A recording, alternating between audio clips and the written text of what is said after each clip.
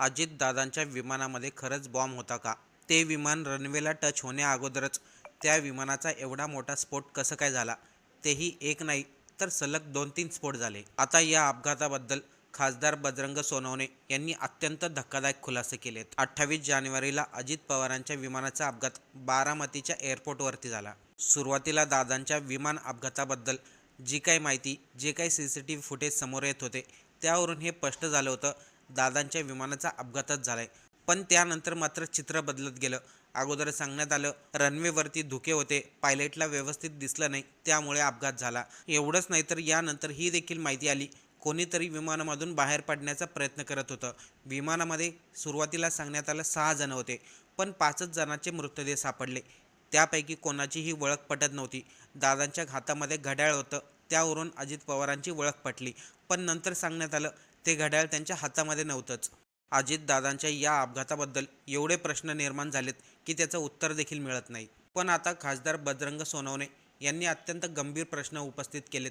नेमकं ते काय म्हणाले ते सविस्तर पाहू. ठीक आहे, सारख्या एजन्सीला त्याचा तपास दिला पाहिजे का आणि अहवाल आल्यानंतर हे सर्व सार्वजनिक केलं पाहिजे का? हो, 100%. ज्या ज्या उच्चस्तरीय समिती तुम्ही रॉला दिलं तरी काय प्रॉब्लेम नाही, दिलं पाहिजे. आणि सार्वजनिक करायला काय अडचण आहे? और एवढी मोठं माणूसच गेला तर सार्वजनिक नाही करायला त्याच्यात काय अडचण आहे? तुम्ही त्याचं 100% केलं पाहिजे. माझं स्वतःचं मत आहे, केलं पाहिजे सार्वजनिक, काय प्रॉब्लेम. अमोल मिटकरी पहिल्यापासून प्रश्न उपस्थित करताय. ते CCTV समजला तर CCTV बाहेर येत नाही, ते कधी गाडीत बसले सांगितलं जात नाही, आणि तो 6वा माणूस नेमका कोण होता याचे प्रश्न. नाही, त्यांचं पण बाईट मी ऐकलेलं. पण ठीक आहे, ते बोलले ते मग माझं पण तेच मत आहे ना. ते मी बोलायच्या अगोदरपासून मी बाहेर देशात होतो वर्ल्ड क्रिकेटनं त्यावेळेस.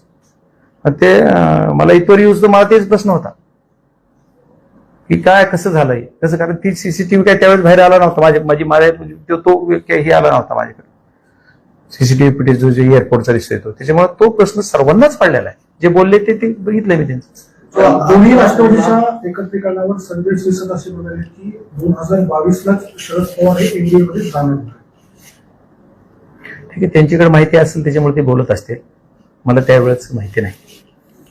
जो अपघात घडला त्या अपघातामध्ये जो पायलट होता याच्या अगोदर 2 वेळेस सस्पेंड करण्यात आलं होतं पायलटला ट्रेनिंगमुळे. आणि त्याचबरोबर जे विमान आहे ते विमान देखील या कंपनीच्या विमानाचे अनेक अपघात घडले होते.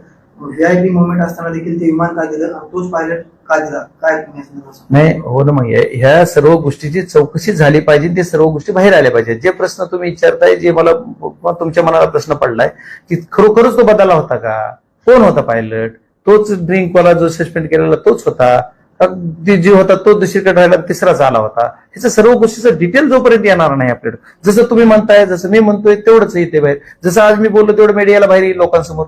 पण लोकांसमोर एकदा तपास होऊन सगळं आलं पाहिजे. या तपासात असं काय पहिला प्रश्न, दादा सकाळी उठून किती वाजता कोणत्या गाडीनं देवगिरीहून निघाले? मुंबईत होते फायनल, तिथून निघाले, एअरपोर्टला आले, कसे आले, कुठून आले, ज्या सिग्नल जिथून आले तेवढ्या सिग्नल ज्या तिथं CCTV रेकॉर्ड होते. त्या रेकॉर्डून एअरपोर्टला किती वाजता आले, एअरपोर्टमध्ये किती वाजता गेले, एंट्री कधी केली, तिथून कशानं गाडी म्हणजे काय व्हेकलनं विमानापर्यंत गेले का, वरून ह्याच्यातून गेलेत का, कसे गेलेत आणि कसे, त्याचं सगळं CCTV फुटेज आहे. हे सर्व म्हणजे क्रमवार त्याचा तपशील पाहिजे आपल्याला. आणि क्रमवार तपशील मिळाल्याच्या नंतर कळेल. त्याच्यानंतर दादा किती वाजता टॅकअप झालं, त्याच्यानंतर वर किती त्यांना फिजिबिलिटी नाही म्हणून त्यांना परमिशन नाही दिली, त्याला किती राऊंड वर घेतले, कोणत्या राऊंडला काय, एखाद्या राऊंडमध्ये अर्ध्याच राऊंडमध्ये लँड करायचा प्रयत्न केलाय, काय झालं याची सगळी चौकशी. त्याच्याकडे रेकॉर्ड होते ना सगळं. मग ती जर रेकॉर्ड झालेलं असेल त्याच्यानुसार हे सगळं बाहेर आलं पाहिजे. प्राथमिकदर्शीच आलं पाहिजे, प्राथमिकच एकदा बाहेर आलं पाहिजे. त्याच्यानंतर पुन्हा काय तुम्हाला जी सार्वजनिक करायला अडचण आली तर सार्वजनिक करताना सगळं पूर्ण कम्प्लीट करून सार्वजनिक करू दे. पण अगोदर तरी कमीत कमी जेवढं प्राथमिकदर्शी सांगता येते ते काय पब्लिक डॉक्युमेंट आहे, त्याला काय अडचण आहे. पप्पा अमोल मिटकरींनी घातपाताची शक्यता वर्तवली, तुम्ही सर्व बाजू गेले आहेत. तुम्हाला सर्व बाजू बघून तुम्हाला नेमकं काय सॉरी, अमोल मिटकरींनी घातपाताची शक्यता वर्तवली आहे, तुम्ही देखील आता म्हणाला की बॉल वगैरे ठेवला होता का, अशी शंका उपस्थित केली. नाही, मी जी बोलतोय ती स्पष्ट बोलतोय आणि स्पष्ट सांगतोय. ते काय बोलले मला नाही बोलता यायचं, पण मी बोलतोय की मला जे तुम्ही विमानाची जी परिस्थिती बघितली मी, ती जी फुटेज तुम्ही मीडियाने पुढे दाखवलंय, जी पहिलं बघा 8:46 जे फुटेज दिसतंय ना, क्रॅश होताना फ्लाईट, ते क्रॅश होताना ते क्रॅश वरच झालंय असं माझं मत आहे. मला जेवढं कळतंय ते जमिनीवर टच झाल्याच्या नंतर नाही झालं, त्याच्या अगोदरच त्याचे फेकलं गेलंय. तुम्ही बघा, एकदा रिपीट करून बघा तुमच्याच माध्यमाला की तुम्ही त्याला एकदा कॉल बॅक करून एकदा बघा की तो फ्लाईट अगोदरच ब्लास्ट झाल्यावर आणि पुन्हा टच झालेला एकदा ब्लास्ट झाला, त्याच्यानंतर तिसरा ब्लास्ट हे दिसते कॅमेरे झालेत किती माहित नाही. मग ब्लास्ट झालं, मग आता वर विमान कसं ब्लास्ट होतंय, का झालं, त्याचं बी काही रिझन असू शकते, मला कसं सांगते वरच कसं ब्लास्ट झालं. आता ही विमान येतोय, इथं टच व्हायच्या अगोदरच ब्लास्ट झाले, खाली टच झाले दुसरं झालं. आणि तिथं काही लोक तर एक जण ते बाईट पण तिथल्या गावकर माझी सरपंचानं काहीतरी दिलेली की कुणीतरी आम्हाला वाटलं 1 सेकंद माणूस असले असेल ना त्यावेळेस पहिला दुसरा ब्लास्ट होऊस तर माणूस एक तो पुढचे कट होऊन गेलो ना, पुढचा भाग जो कट झाला विमानाचा ते बाजूला फेकला गेला आणि मागचा जो भाग राहिला ते हीच असणार ना दोघं. विमानामध्ये बसायची सिस्टीम कशी असते, पायलट पुढं, त्याच्यानंतर सेंटरमध्ये पायलटच्या त्याच्या तिथं आपलं तुमची ती मुलगी असेल माळी, हा, आणि त्याच्यानंतर पाठीमागं दादा असणार आणि तो गार्ड त्यांचा माग, ती बसायची सिस्टीमच अशी असते. मग ते 2 माणसं मागं होते किंवा ते दादा तीच असू शकतात. मग तिथे जर मदत झाली असते ते वाचले असते, आपल्याला राहिले असते. आता ठीक आहे, त्याच्यावर आज त्याच्यावर काय बोलून हे नाही ना. खासदार म्हणून मी अजितदादांचा एक सच्चा कार्यकर्ता म्हणून, त्यांचा एक शिष्य म्हणून माझी एकच मागणी असेल, याचा तपास झाला पाहिजे आणि ह्याचा कट रचला का, काय केलं का, ह्याच्यावर भाष्य मी आज नाही करणार. ही विषय वेगळे वेगळे होतील, कोण कधी काय बोलायचे ते आता 13 तारखेच्या 13 दिवसाच्या नंतर म्हणजे सोमवारच्या नंतर रोहित दादांनी पण डिक्लेअर केले ते बोलणार आहे त्या विषयात, ते बोलते. पण मला जे तुम्ही प्रश्न विचारला त्याच्या अनुषंगाने जर विचार करायचा झाला तर कोण काय बोललं ह्याच्यापेक्षा त्याचा तपास झाला पाहिजे. कारण त्या तपासावर आणि त्या घटनेवर संशय घ्यायला जागा नक्की आहे. कारण जी गव्हर्नमेंटची कंपनी आहे त्यांनी सुद्धा डिक्लेअर केलं सुरुवातीला 6 लोक. मग ते दादा घरी येऊन किती वाजता निघाले, देवगिरीहून एअरपोर्टला कधी पोहोचले, एअरपोर्टवरून म्हणजे घरी येऊन निघलेला सीसीटीव्ही फुटेज असला पाहिजे. दादा कुठल्या गाडीने आले, कोणता ड्रायव्हर होता, त्याच्यानंतर ते फ्लाईटमध्ये कधी बसले, फ्लाईटमध्ये बसतानाचा एअरपोर्टला सगळे सीसीटीव्ही आहेत. एअरपोर्टला एंट्री केल्यापासून त्याच्या गेटला वर फ्लाईटमध्ये चढेपर्यंत सीसीटीव्ही फुटेज समोर आले पाहिजे. आणि मग जो काय तुमचा पायलटच्या बाबतीत बोललं जाते ते एक ह्याची मिसेस जी आहे पत्नी त्यांची, त्याने डिक्लेअर केलं की माझा पती जिवंत आहे. फोटो दुसरा असू देत काय हा दुसराच आहे असं बोलले ना त्याने. मग हे सगळं जर मीडियाला एवढं येतंय तर मग त्याचे 6 लोक कोण होते आणि 5च बॉडी सापडल्या कशा, एक प्रश्न सर्व समाजाला आहे, म्हणजे सर्व देशालाच आहे ना हा प्रश्न. तर ह्या सर्व गोष्टीतून ह्याचं पण उत्तर मिळालं पाहिजे. दादांची सकाळी उठल्यापासूनची जी प्रक्रिया झाली, दादांची मोमेंट झाली, ती मोमेंट सगळी आली पाहिजे. मग ही मोमेंट नाही. आता ह्या सर्व घटनाक्रम जर विचार केला तर तिथं कोण म्हणते की स्फोट झाला. तुम्ही जर एक 9 ते 8:46चं जे फुटेज दिसतंय, जे मी बघितलं त्या फुटेजमध्ये काय दिसतंय बघा तुम्ही, काय दिसतंय, फ्लाईट टच होऊन क्रॅश नाही झालं नाही.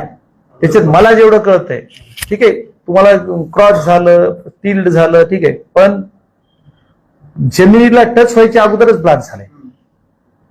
कारण ब्लास्ट मध्ये सुद्धा इंजिनचा जो फ्रंट पार्ट आहे तिथले लोक उडलेत बाहेर अगोदर, त्याच्यानंतर जमिनीवर टच होऊन स्फोट झाला, त्याच्यानंतर दुसरा स्फोट दिसतोय. म्हणजे मग ही घटना काय असू शकते, त्याच्यात संशय नाही का त्याच्यात बॉम्ब होता का, इंजिन असं ब्लास्ट झालं, खाली न टच होता. म्हणजे मी काही टेक्निकली माणूस नाही एवढा, पण मला जे स्वप्न पडत नाही ती, मला जे दिसतंय तुमचा जी प्रथमदर्शी जे दिसतंय डोळ्याला ते बघतो. आता त्याचा ती बॉक्स सापडलाय, त्याच्यावर काय होईल, मध्ये काय चर्चा झाली, काय बोलले पायलट, काय बोलले, खूप म्हणजे कोण दोन्ही पायलट काय बोलले, सगळे ते हे तर जीव तर गेला. पण ती जीव दादांचा गेला म्हणून दादांचा तर आहेच आपल्याला सर्व दुःख, पण ज्यांचा बाकीचे दुसरे बी गेले त्यांचं दुःख आहेच ना आपल्याला, असं नाही. त्यांचे शेवट फॅमिली, त्यांचं घर, त्याचं आहे, बॉडीगार्ड होता. मग ही तुम्ही कसे आले, त्यांना कोणी कशामुळे कशी परवानगी दिली, काय झाली. आता एवढा VIP मुवमेंट आहे, एवढा महाराष्ट्राचा टॉप मोस्टचा लीडर आहे, आणि यांचे जर तिचे विमानात काय बिघाड होता का, त्याच्यात पायलट कसा बदलला, कोणचा पायलट आला, त्याचं पूर्ण रेकॉर्ड आहे ना, ते देतील लवकरात लवकर यायला पाहिजे, येईल बाहेर. अंजली दमानियांचं थेट म्हणणं आहे पार्थ पवार, सुनील तटकरे, प्रफुल्ल पटेल नाही केलं नाही ना. हे बघा, मी काय म्हणतो, ह्याचा तपास झाला पाहिजे आणि ही सगळी सत्यता बाहेर आली पाहिजे. जोपर्यंत त्याच्यावर काही येत नाही त्यावर मी काय बोलू, कोण काय बोललं याच्यावर मी कसं बोलणार, मी का बोलणार त्यांच्यावर? मला जे वाटतं ते मी बोलणार. माझी एकच मागणी महाराष्ट्राला किंवा महाराष्ट्राच्या यंत्रणेला, देशाच्या यंत्रणेला, जे तपास यंत्रणा आहे त्यांना याचा तपास झाला पाहिजे, झालाच पाहिजे. सुरुवातीला अजितदादांच्या अपघातानंतर यावरती कोणीही शंका घेतली नव्हती, पण जसे जसे विमान अपघाताबद्दल नवीन नवीन माहिती समोर येऊ लागली तसे तसे लोकांच्या मनात प्रश्न निर्माण होऊ लागले. आजच्या तारखेला महाराष्ट्रामध्ये 90% लोक हेच म्हणतात, दादांचा अपघात नाही तर घातपात होता. तर काही लोक म्हणतात विमानाच्या अशा पद्धतीने अपघात होणं अशक्य आहे. त्यामुळेच तर आमदार अमोल मिटकरी, आता खासदार बजरंग सोनवणे, संजय राऊत तसेच रोहित पवार यांच्या मनामध्ये देखील या अपघाताबद्दल शंका आहे. पण ज्या काही शंका लोकांच्या मनामध्ये आहेत त्यांचे उत्तरं मिळतील का, की याचं उत्तर मिळणारच नाही? कमेंट करून नक्की सांगा.